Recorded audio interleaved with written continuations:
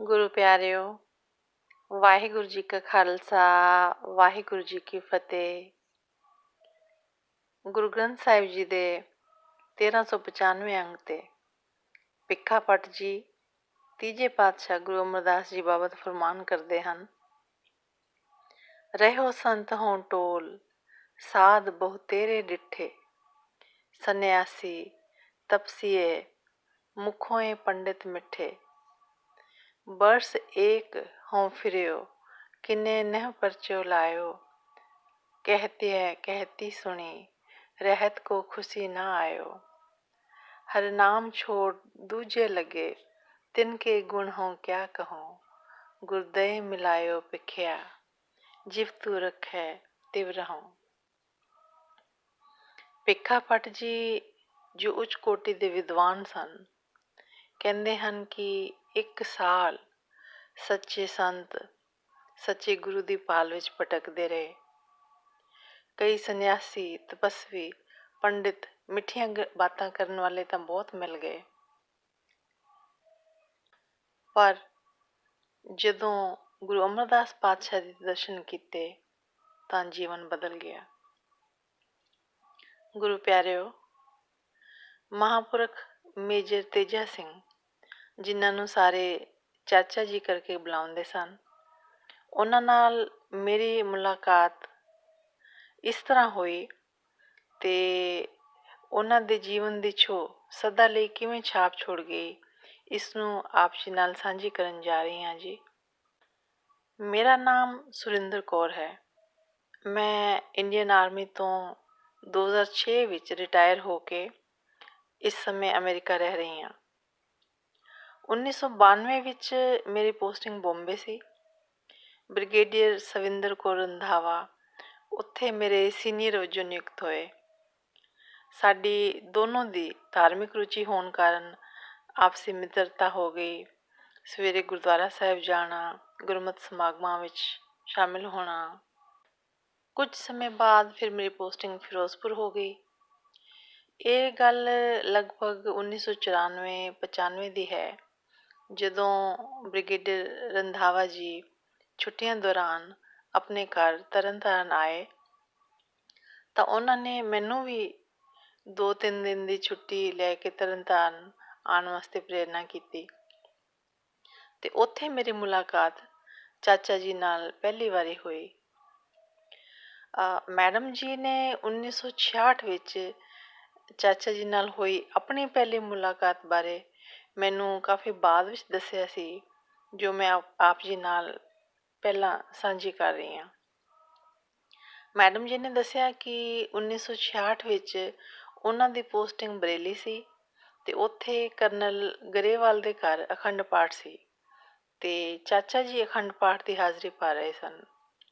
ਅਚਾਨਕ ਉਹਨਾਂ ਕੋਲੋਂ ਗੁਰਬਾਣੀ ਪੜ੍ਹਦਿਆਂ ਬਾਣੀ ਦਾ ਅੱਖਰ ਠੀਕ ਪ੍ਰਨਾਊਂਸ ਨਹੀਂ ਹੋਇਆ ਅਤੇ ਉਹ ਬਹੁਤ ਵਿਚਲਿਤ ਹੋ ਗਏ। ਅੱਖਾਂ ਵਿੱਚੋਂ ਪਛਤਾਵੇ ਦੇ ਅੱਥਰੂ ਡਿੱਗਣ ਲੱਗੇ। ਮੈਡਮ ਜੀ ਉਸ ਵੇਲੇ ਬੈਠੇ ਪਾਠ ਸੁਣ ਰਹੇ ਸਨ ਅਤੇ ਉਹਨਾਂ ਨੇ ਇਹ ਗੱਲ ਮਹਿਸੂਸ ਕੀਤੀ। ਮੈਡਮ ਜੀ ਨੇ ਦੱਸਿਆ ਕਿ ਮੈਂ ਮਨ ਵਿੱਚ ਸੋਚੀ ਜਾਵਾਂ ਕਿ ਗਲਤ ਪ੍ਰਨਾਊਂਸ ਹੋ ਗਿਆ, ਠੀਕ ਫਿਰ ਪ੍ਰਨਾਊਂਸ ਕਰ ਵੀ ਦਿੱਤਾ, ਇਹ ਇੰਨੇ ਹੰਝੂ ਕਿਉਂ ਵਗਾਏ ਜਾ ਰਹੇ ਨੇ। ਮੈਡਮ ਜੀ ਨੇ ਮਨ ਵਿੱਚ ਉਹਨਾਂ ਕੋਲ ਇੰਨਾ ਭਾਵੁਕ ਹੋਣ ਦੇ ਕਾਰਨ ਪੁੱਛਣ ਦਾ ਮਨ ਬਣਾਇਆ, ਪਰ ਚਾਚਾ ਜੀ ਅਖੰਡ ਪਾਠ ਕਰ ਰਹੇ ਸਨ ਅਤੇ ਮੈਡਮ ਜੀ ਨੂੰ ਡਿਊਟੀ ਜਾਣਾ ਸੀ, ਤਾਂ ਜਾਣ ਪਛਾਣ ਅਤੇ ਮੁਲਾਕਾਤ ਨਾ ਹੋ ਸਕੀ। ਇਸ ਘਟਨਾ ਨੂੰ ਕਈ ਸਾਲ ਲੰਘ ਗਏ। ਚਾਚਾ ਜੀ ਰਿਟਾਇਰ ਹੋ ਗਏ।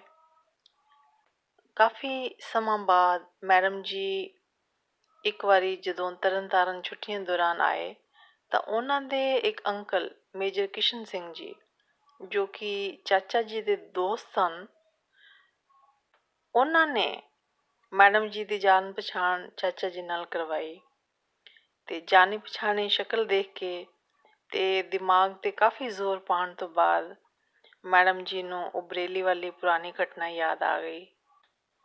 ਉਸ ਦਿਨ ਤੋਂ ਮੈਡਮ ਜੀ ਨੂੰ ਜਦੋਂ ਵੀ ਮੌਕਾ ਮਿਲਦਾ, ਮੈਡਮ ਜੀ ਉਹਨਾਂ ਦੀ ਸੰਗਤ ਦਾ ਲਾਹਾ ਲੈਂਦੇ। ਜਦੋਂ ਮੈਂ ਤਰਨਤਾਰਨ ਪੁੱਜੀ ਤਾਂ ਉਹਨਾਂ ਨੇ ਮੇਰੀ ਵੀ ਮੁਲਾਕਾਤ ਚਾਚਾ ਜੀ ਨਾਲ ਕਰਵਾਈ। ਅਤੇ ਜਦੋਂ ਚਾਚਾ ਜੀ ਦੇ ਘਰ ਦੇ ਬਾਹਰ ਪੁੱਜ ਕੇ ਬੈਲ ਵਜਾਉਣ ਲੱਗੇ ਤਾਂ ਉਸ ਤੋਂ ਪਹਿਲਾਂ ਮੈਡਮ ਜੀ ਮੈਨੂੰ ਸਿਰ 'ਤੇ ਦੁਪੱਟਾ ਲੈਣ ਲਈ ਕਿਹਾ ਅਤੇ ਮੈਂ ਸਿਰ ਢੱਕ ਲਿਆ। ਚਾਚਾ ਜੀ ਨੇ ਜਦੋਂ ਦਰਵਾਜ਼ਾ ਖੋਲ੍ਹਿਆ, ਦੋਨੋਂ ਹੱਥ ਜੋੜ ਕੇ ਸਾਨੂੰ ਫਤਿਹ ਬੁਲਾਈ ਅਤੇ ਸਾਨੂੰ ਡਰਾਇੰਗ ਰੂਮ ਵਿੱਚ ਲੈ ਜਾ ਕੇ ਬਿਠਾਇਆ। ਚਾਚਾ ਜੀ ਦਾ ਲੰਬਾ ਪਤਲਾ ਸਰੀਰ, ਸੋਹਣੀ ਦਸਤਾਰ, ਫੌਜੀ ਸਟਾਈਲ ਜਾਲੀਦਾਰ ਸਜਾਈ ਦਾੜੀ, ਫੌਜ ਵਾਲੀ, ਰੌਬਦਾਰ, ਬੁਲੰਦ ਪਰ ਮਿੱਠੀ ਆਵਾਜ਼ ਅਤੇ ਚਿਹਰੇ 'ਤੇ ਰੂਹਾਨੀਅਤ ਸੀ। ਡਰਾਇੰਗ ਰੂਮ ਉਹਨਾਂ ਦਾ ਬਿਲਕੁਲ ਸਾਦਾ ਸੀ। ਦੀਵਾਰ 'ਤੇ ਐਨਲਾਰਜ ਕੀਤੀ ਹੋਈ ਲੈਮੀਨੇਟਡ ਇਹ ਤਸਵੀਰ ਜੋ ਆਪ ਜੀ ਦੇਖ ਰਹੇ ਹੋ, ਉਹ ਸਜਾਈ ਹੋਈ ਸੀ। ਤਸਵੀਰ ਦੇ ਸਾਹਮਣੇ ਵਾਲੀ ਦੀਵਾਰ ਦੇ ਨਾਲ 2 ਕੁਰਸੀਆਂ ਸਨ ਅਤੇ ਸਾਈਡ 'ਤੇ ਇੱਕ ਦੀਵਾਨ ਸੀ। ਅਸੀਂ ਕੁਰਸੀਆਂ 'ਤੇ ਚਾਚਾ ਜੀ ਦੀਵਾਨ 'ਤੇ ਬੈਠ ਗਏ। ਚਾਚਾ ਜੀ ਦੀ ਉਮਰ ਉਸ ਸਮੇਂ ਲਗਭਗ 80 ਸਾਲ ਸੀ ਅਤੇ ਉਸ ਵੇਲੇ ਮੇਰੀ ਉਮਰ 27-28 ਸਾਲ ਦੀ ਸੀ। ਅਤੇ ਮੈਡਮ ਜੀ ਨੇ ਮੇਰੀ ਫੋਰਮਲ ਜੀ ਇੰਟਰੋਡਕਸ਼ਨ ਦਿੱਤੀ ਕਿ ਇਹ ਲੈਫਟੀਨੈਂਟ ਸੁਰਿੰਦਰ ਕੌਰ ਹਨ।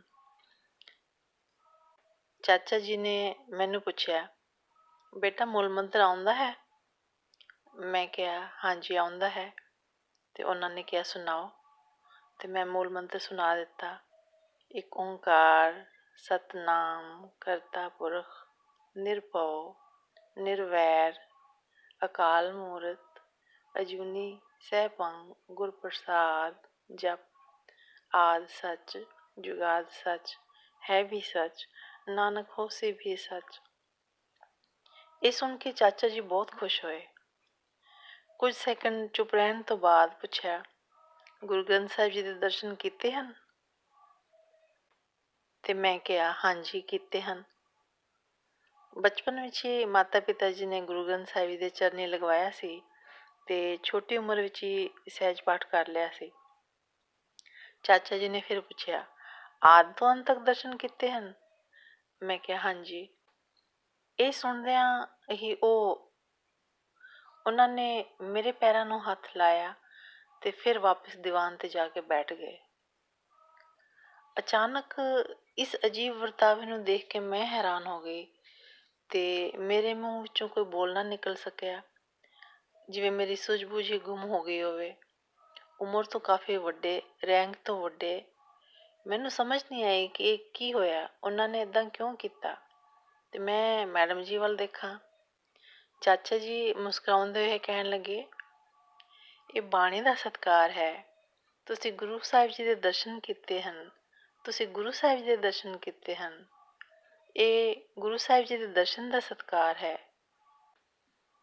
ਮੇਰੀ ਬੋਲਤੀ ਤਾਂ ਬੰਦ ਹੋ ਗਈ ਸੀ, ਪਰ ਉਸ ਵੇਲੇ ਇੱਕ ਬਹੁਤ ਵੱਡਾ ਸਬਕ ਮੇਰੇ ਲਈ ਕਿ ਗੁਰੂ ਸਾਹਿਬ ਜੀ ਦੇ ਦਰਸ਼ਨ ਕਿਤਨੇ ਅਨਮੋਲ ਹਨ।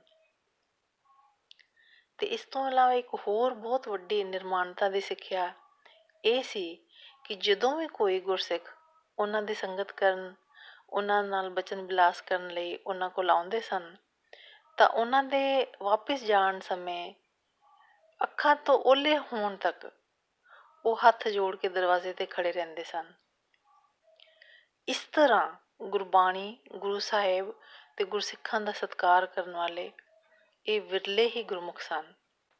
ਗੁਰੂ ਪਿਆਰਿਓ, ਜਿਵੇਂ ਗੁਰੂ ਅਰਜਨ ਦੇਵ ਜੀ ਨੇ 1102 ਅੰਗ 'ਤੇ ਸਲੋਕ ਦਖਣੇ ਮਹੱਲਾ ਪੰਜਵਾਂ ਵਿੱਚ ਫਰਮਾਇਆ ਹੈ ਕਿ ਨਾਨਕ ਕਚੜਿਆਂ ਸਿਉ ਤੋੜ ਢੂੰਡ ਸੱਜਣ ਸੰਤ ਪੱਕਿਆਂ, ਓਏ ਜੀਵਨ ਦੇ ਵਿਛੜੇ ਓਏ ਮੁਇਆ ਨਾ ਜਾਈ ਛੋੜ। ਕੱਚੇ ਤਾਂ ਤੁਹਾਨੂੰ ਜਿੰਦੇ ਜੀ ਛੱਡ ਜਾਂਦੇ ਹਨ ਅਤੇ ਪੱਕੇ ਸੰਤ ਦਰਗਾਹ ਵਿੱਚ ਵੀ ਬਾਹਾਂ ਫੜੀ ਰੱਖਦੇ ਹਨ। ਗੁਰੂ ਪਿਆਰਿਓ, ਅਗਲੇ ਵੀਡੀਓਜ਼ ਵਿੱਚ ਉਹਨਾਂ ਗੁਰਸਿੱਖਾਂ ਦੇ ਮੇਲ ਮਿਲਾਪ ਦੀ ਗਾਥਾ ਜਿਨ੍ਹਾਂ ਨੇ ਕਾਫੀ ਲੰਬਾ ਸਮਾਂ ਉਹਨਾਂ ਦੀ ਸੰਗਤ ਮਾਣੀ ਹੈ, ਆਪ ਜੀ ਤੱਕ ਪਹੁੰਚਾਉਣ ਦੀ ਕੋਸ਼ਿਸ਼ ਕਰਾਂਗੇ ਜੀ। ਇਤਨੀ ਬੇਨਤੀ ਪ੍ਰਵਾਨ ਜੀ। ਵਾਹਿਗੁਰੂ ਜੀ ਕਾ ਖਾਲਸਾ, ਵਾਹਿਗੁਰੂ ਜੀ ਕੀ ਫਤਿਹ।